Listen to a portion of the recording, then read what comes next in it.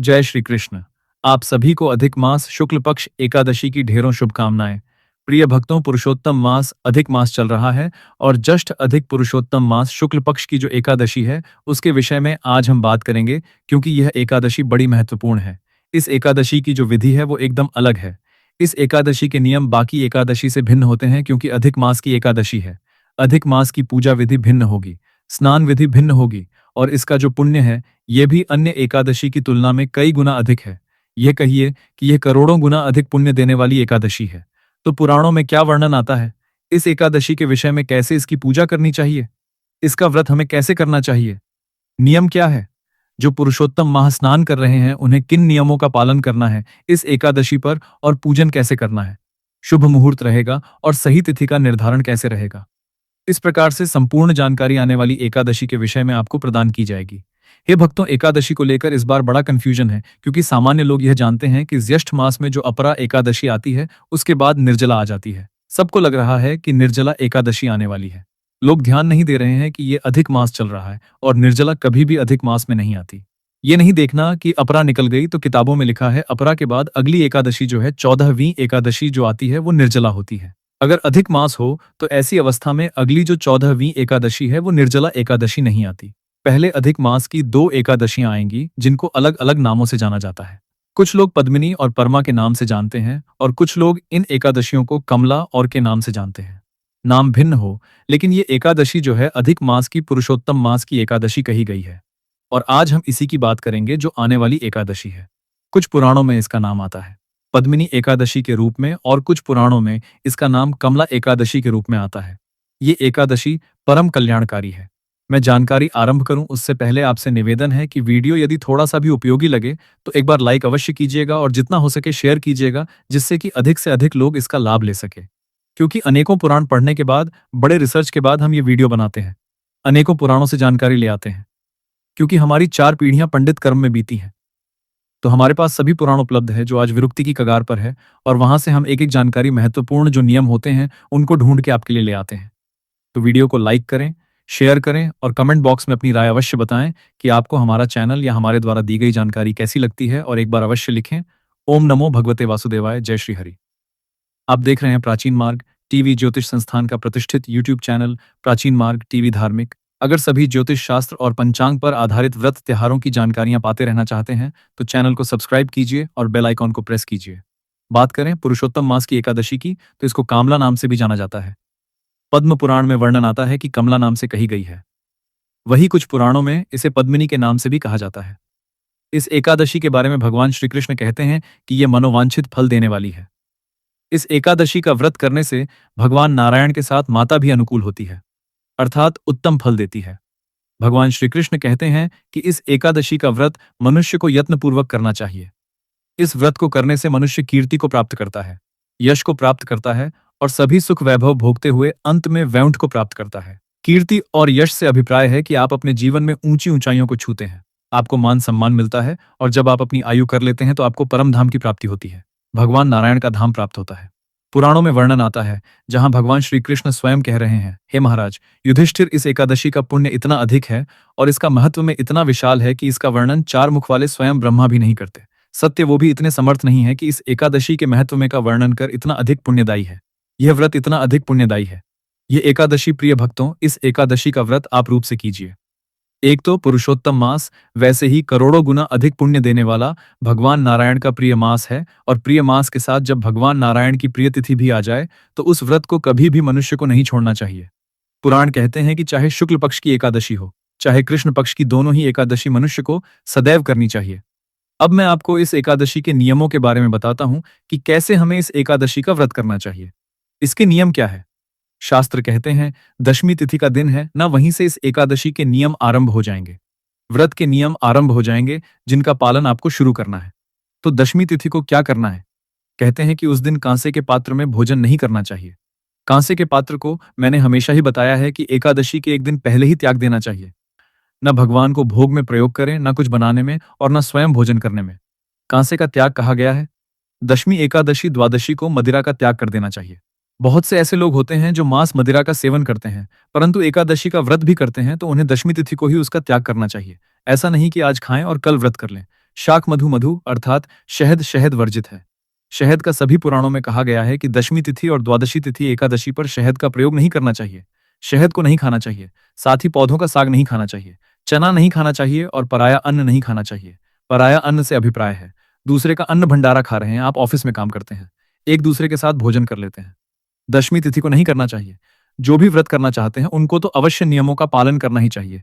दशमी तिथि को जौ चावल आदि का भोजन करें और नमक नहीं खाना चाहिए। ये बड़ा परिवर्तन है। अन्य एकादशी में ऐसा नहीं आता कि दशमी तिथि को आप नमक छोड़ दें। इस एकादशी पर आपको दशमी तिथि को नमक का त्याग करना है।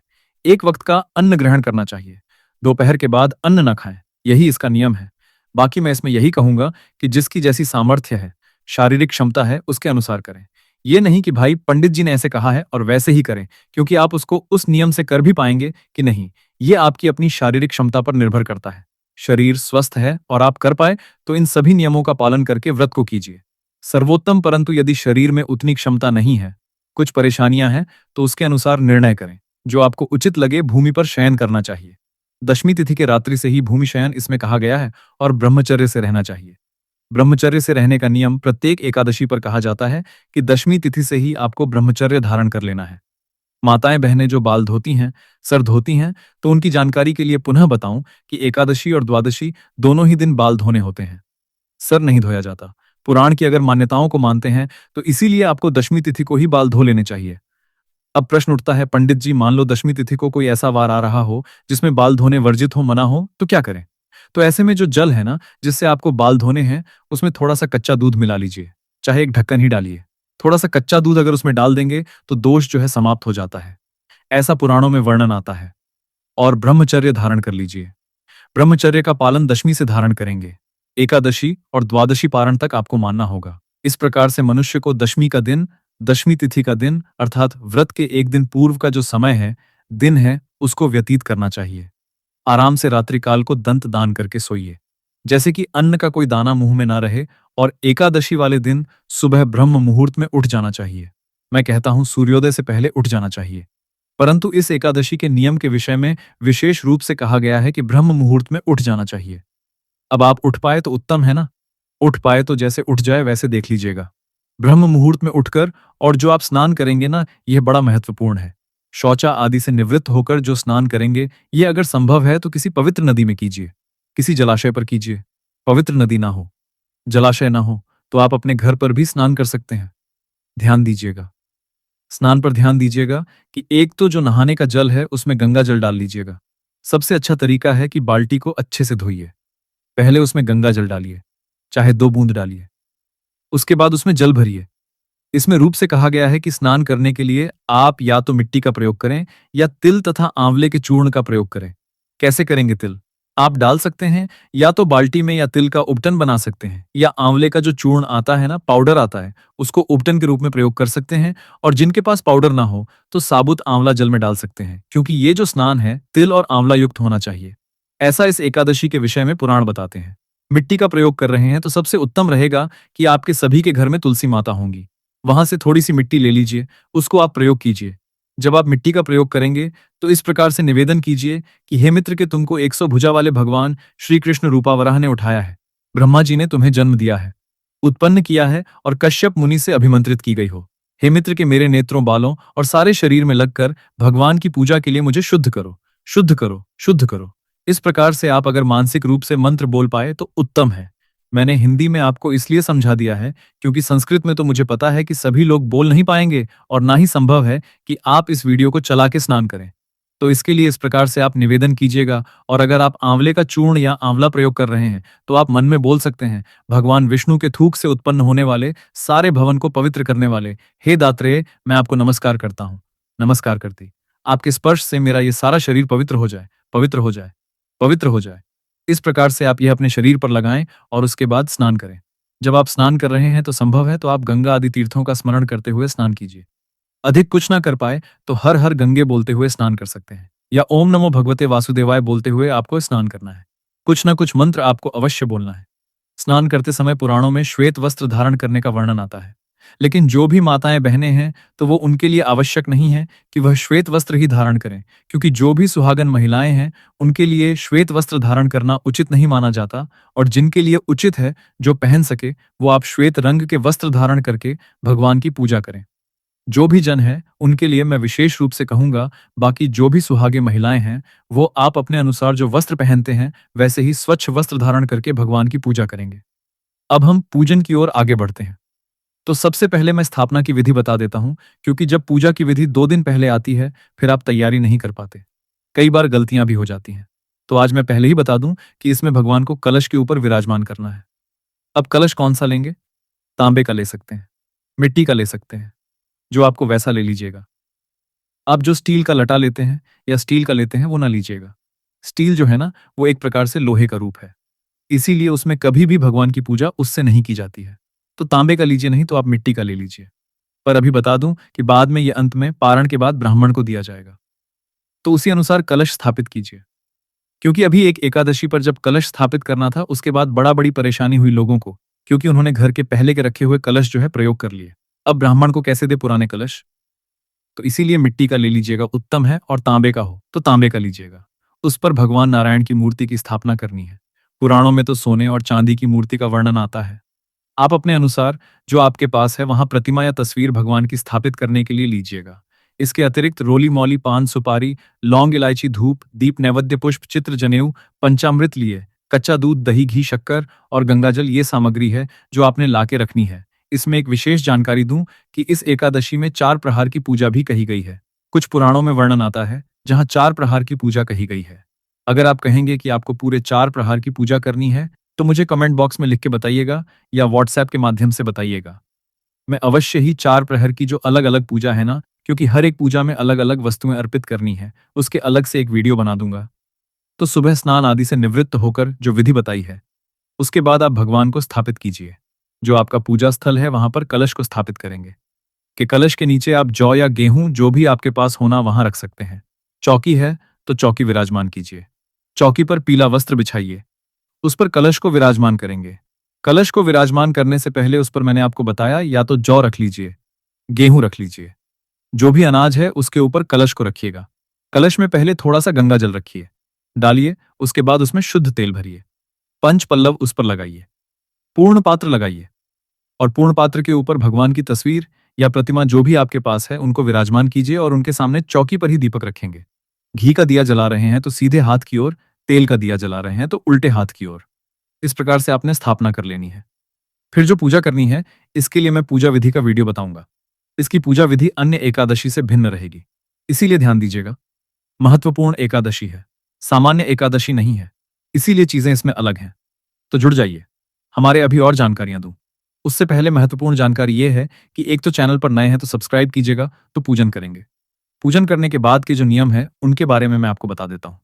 पूजा विधि मैंने आपको बताया, अलग से वीडियो बनाकर मैं आपको बता ही दूंगा।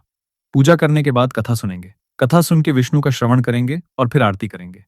इस एकादशी की 2 कथाएं वर्णित हैं प्रिय भक्तों, इसीलिए मैं दोनों ही कथाएं आपको सुनाऊंगा। एक जिसमें पद्मिनी के नाम से वर्णन आता है और एक जिसमें कमला एकादशी के नाम से वर्णन आता है। मैं दोनों एकादशियां की दोनों जो कथाएं हैं इसी एकादशी की वो आपके लिए ले आऊंगा। तो एकादशी की 2 कथाएं होंगी, उस पर ध्यान दीजिएगा। साथ में विष्णु सहस्त्र नाम और फिर हम आरती करेंगे। आपकी सुविधा के लिए सारी चीजें एक ही वीडियो में मैं लगा देता हूं। इससे लाभ होता है कि आपको सब अलग अलग ढूंढना नहीं पड़ता। एक साथ वीडियो चलाइए और पूजा हो जाएगी। नियमानुसार दिन को व्यतीत कीजिए। इस दिन आपको शांतचित रहते हुए दिन को व्यतीत करना है। किसी से बैर भाव नहीं रखना और किसी के प्रति क्रोध नहीं करना, शत्रुता नहीं रखना, स्त्री का स्पर्श नहीं करना, गुरु की निंदा नहीं करनी और भगवान के चरणों में चित्त को लगाते हुए सायंकाल को कीर्तन करना है। जो नाच गा के कीर्तन कर सकते हैं वो नाच गा के कीर्तन करें। जिनके यहाँ कीर्तन नहीं होते उनके लिए मैं एक वीडियो बनाता हूं जिसमें कीर्तन का पुण्य देने वाले सभी स्तोत्र और पाठ होते हैं। क्योंकि भगवान नारायण कहते हैं कि जो नाच गा के कीर्तन ना कर सके वह इन स्तोत्र पाठ को कीर्तन का लाभ ले, तो आप उसको सुनिएगा और वहां से कीर्तन का लाभ लीजिएगा, कीर्तन का पुण्य प्राप्त कीजिएगा। इस एकादशी व्रत को निर्जल रह के और निराहार रह के किया जाना चाहिए। अब ये आपके ऊपर है। अगर आप निर्जल रह के और निराहार रह के कर सकते हैं तो ऐसे करिए, अन्यथा आप जल पी के और फल खा के इस एकादशी को कर सकते हैं। और तीसरी विधि यह है कि जैसे आप अन्य सामान्य एकादशी को करते हैं वैसे कर सकते हैं। एकादशी में जितना हम कठोर करते हैं उतना अधिक पुण्य हमें प्राप्त होता है, ऐसा पुराण बताते हैं। रात्रि काल को 4 प्रहर की अलग अलग पूजा कही गई है, तो मैं आपको अलग से उसके विषय में जानकारी प्रदान करूंगा। अगले दिन सूर्योदय से पहले उठना चाहिए। जो लोग शयन कर रहे हैं उनको रात्रि जागरण इसमें परम कल्याणकारी है। जो पूरी रात्रि जाग सके बहुत उत्तम है, और जो ना जाग पाए तो 2 बजे तक तो आप जागरण कीजिए और अगले दिन सूर्योदय से पहले उठिए। उठने के बाद स्नान आदि कीजिए, स्वच्छ वस्त्र धारण कीजिए, भगवान नारायण की पूजा कीजिए। इस दिन पूजन आप दूध से करेंगे। इसके अलग से एक वीडियो बनाऊंगा, क्योंकि इसका पारण भी अन्य एकादशी से अलग है।